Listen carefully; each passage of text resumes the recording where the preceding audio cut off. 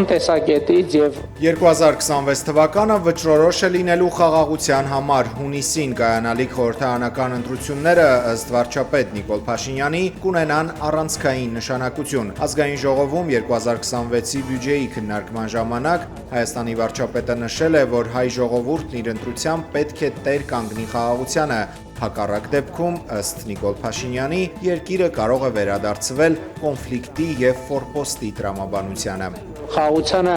տեր կանգնելով Հայաստանի ժողովուրդը տեր կկանգնի նաեւ իր անկախության այս նորընծա մակարդակին, իր ինքնիշխանությանը, իր պետությանը։ Այս հայտարարությունն անելուց առաջ Հայաստանի վարչապետը խորհրդարանի ղեկավարի ու երկրի նախագահի հետ ծաղիկներ է խոնարհել Ազգային ժողովի բակում հոկտեմբերի 27-ի զոհերի հիշատակին կանգնեցված հուշակոթողի մոտ։ Այսօր լրանում է անկախ Հայաստանի ամենասարսափելի ոճրագործության 26-րդ տարելիցը։ Այդ առիթով այսօր Եռաբլուրում Սվարապետ Վազգեն Սարգսյանի, Կարեն Դեմիրճյանի եւ հոկտեմբերի 27-ի մյուս զոհերի շիրիմներին ծաղիկներ են խոնարհել քաղաքական, հասարակական գործիչներ, քաղաքացիներ։ Նիկոլ Փաշինյանը այս կիրակին նույնպես կգնա Հովհաննավանք մասնակցելու սուրբ եւ անմահ պատարագի, որն ըստ ամենայնի կրկին կանցկացնի կարգալույց հոգեվորականը։ Փաշինյանը եւ մի խումբ մարդիկ հոկտեմբերի 26-ին առաջին անգամ Հովհաննավանքում կիրակնօրյա պատարագի են մասնակցել, հաղորդություն ստացել կարգալույց քահանայից։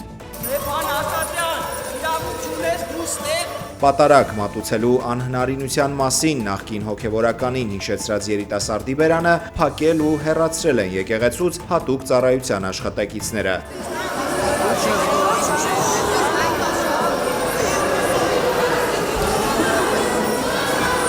Րոպեներ հետո կարգալույց քահանան խոսել է բերանը չփակելու կարևորության մասին, քանի որ այնտեղից դուրս է գալիս Աստծո խոսքը։ Աստված խոսում է մեր բերանով։ Երբ որ այդ բերանը փակում են, լրացնում են նաև Աստծո խոսքը։ Եվս մի միջադեպ էլ գրանցվել է պատարագից հետո, քաղաքացին կարգալույցի ձեռքից վերցրել է Սուրբ Գիրքը, սակայն սպասավորները խլել են ու վերադարձրել կարգալույց քահանային։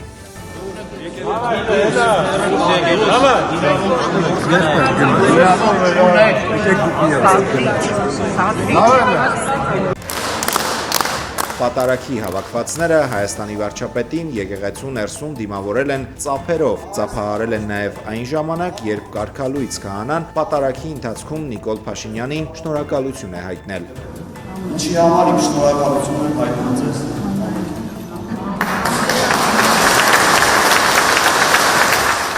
Իդեպ պատարագի եկած Երևանի ավականու քաղաքացիական պայմանագիր խմբակցության անդամը եկեղեցու բակում գաղտնազերծել անոնսել է եկեղեցու բարձրաստիճան հայրերի դեմ նոր կոմպրոմատներ հրապարակելու վերաբերյալ տեղեկությունը։ Շուտով կիմանաք, շուտով ամբողջ համացանցով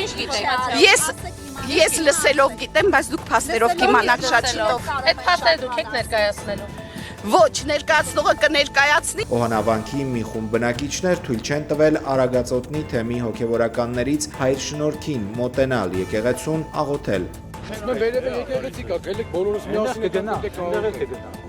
Առաքելական եկեղեցին Կիրակի նշել է խաչի հայտնության տոնը։ Մայրաթոր Սուրբ Էջմիածնում Կիրակնօրյա պատարագը մատուցել է վեհապար հայրապետը։ Կաթողիկոսի թափորի շարքերում քայլել է նաև Հովհաննավանքի կարգալույց քահանայի եղբայրը Անուշավան Սարգսակ Ասատրյանը։ Ըստ լրատվամիջոցների նա հոգևորականների հետ զրույցներում ասել է, որ եղբոր քայլերն անընդունելի է համարում։ Ձեր եղբայրը Անուշավան Սարգսակը երեք։ Եղբոր մասին հարցերին այսօր չի պատասխանել կարգալույց քահանան եւ ոստիկանների քաղաքացիական մի խումբ անձանց ուղեկցությամբ բացել է Հովհաննավանքի դուռը ներս մտել։ Նա հոկտեմբերի 21-ից այդ բանն անելու իրավունք չունի։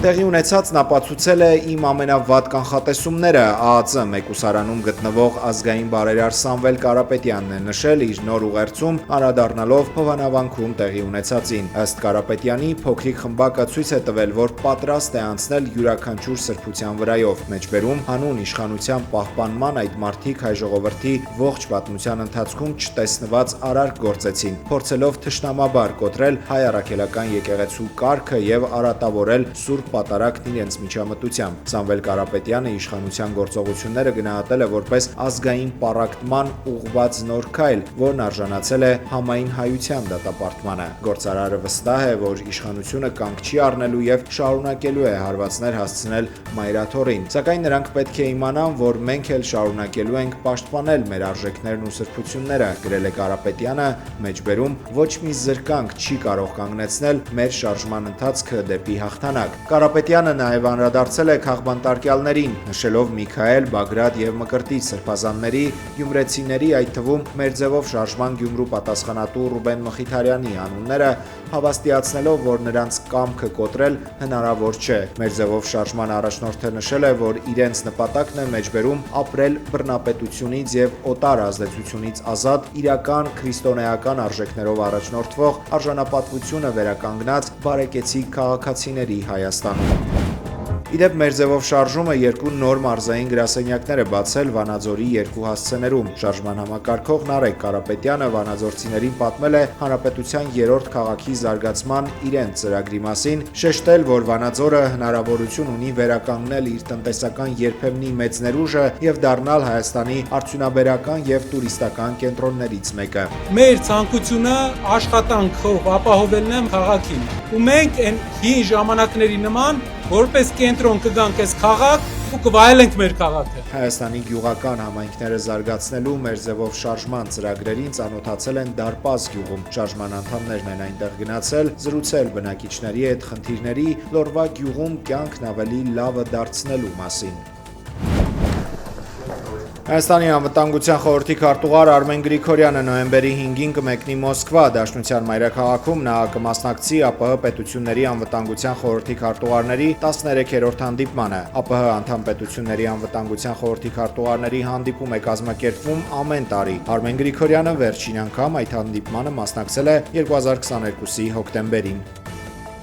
Ադրբեջանի խորհրդարանական պատվիրակությունը հրաժարվել է մասնակցել Եվրանեստ խորհրդարանական վեաժողովի 12-րդ լիագումար նիստին, որը կանցկացվի հոկտեմբերի 28-ից 30-ը Երևանում։ Ադրբեջանի պատվիրակության ղեկավար Թահիր Միրիկշիլին հայտնել է, որ Եվրախորհրդարանի փաստաթղթերն ու հայտարարությունները հակասում են Ադրբեջանի ինքնիշխանությանը եւ տարածքային ամբողջականությանը։ Նա հավատացրել է, որ նիստին չմասնակցելու որոշումն առնչություն չունի Հայաստանում դրա անցկացնելու փաստի հետ։ Վրաստանի պատվիրակությունը եւս հրաժարվել է մասնակցել նիստին։ Եվրոպական ինտեգրման հարցերով խորհրդարանական հանձնաժողովի նախագահ Լևան Մախաշվիլին բաց նամակ է եղել Եվրանեստի ղեկավարությանը, նշելով, որ Եվրախորհրդարանի որոշ падգամավորների թշնամական հռետորաբանությունը եւ Թբիլիսիում բողոքի ցույցերին նրանց մասնակցությունը հակասում են փոխադարձ հարգանքի սկզբունքներին եւ դուրս են գալիս խորհրդարանական դիվանագիտության շրջանակներից։ Ռուսաստանի Իրկուտսկի մարզում խոշոր ավտովթար է եղել, միանգամից 8 մեքենա է բախվել իրար։ Բեռնատարները սկսել են այրվել, կա 1 զոհ, 1 վիրավոր։ Մեքենաներից 7-ը եղել են բեռնատարներ, 1-ը թեթև մարդատար։ ԱՄՆ նախագահ Դոնալդ Թրամփը սկսել է ասիական շրջագայությունը, որի գլխավոր նպատակն Չինաստանի հետ առևտրային հարաբերությունները կարգավորելը։ Սպիտակ տան ղեկավարի առաջին կանգառը Մալայզիայի մայրաքաղաք Կուալա Լումպուրում տեղի ունեցած արևելաասիական 20-րդ գագաթնաժողովն է։ Չնայած Թրամփի այս ուղեկցվելը ցույցերով դա չի խանգարել, որ ԱՄՆ նախագահը օդանավակայանում պարի իրեն դիմավորողների հետ։ Ցուցարարները պահանջել են դադարեցնել ամերիկյան իմպերիալիզմը եւ Թրամփին տուն ուղարկել։ Նրանք ծածանել են Պաղեստինյան դրոշներ եւ վանկարկել պատժամիջոցներն Իսրայելի դեմ կարգախոսը։ Թրամփի եւ Չինաստանի նախագահ Սի Ցզինփինի հանդիպումը նախատեսված է Հարավային Կորեայում հոկտեմբերի 30-ին։ Թրամփը հույս ունի, որ կհաջողվի Սի Ցզինփինի հետ կնքել համապարփակ գործարք։ Նա ակնկալում է Չինաստանից կառուցողական մոտեցում եւ պատրաստ է չեղարկել որոշումը, որով նոյեմբերի 1-ից 100%-անոց մաքսատուրքեր պետք է սահմանվեն չինական ապրանքների վրա։ Ալբանիայի վարչապետ Էդի Ռաման հայտնել է, որ պետական գնումների նախարար նշանակված արհեստական բանականությունը հղի է։ Նա սպասում է 83 թվային երեխաների, որոնք կդառնան падգամավորների օգնականները։ Դիելա անունով արհեստական բանականությամբ նախարարը ստեղծվել է ոչ թե պետական ծառայողներին փոխարինելու, այլ նրանց կարողությունները ուժեղացնելու նպատակով, ասել է Ալբանիայի վարչապետը։ Նա Դիելային ընդունում է որպես իր սեփական դուստր։ Վարչապետի խոսքով արհեստական բանականության նախարարը ճանաչում է իր բնավորությունը, խորապես նվիրված է իր կուսակցությանը եւ կարող է անգամ վարչապետին փոխարինել, օրինակ պատասխանել նամակների, երբ նա բացակայում է կամ զբաղված է։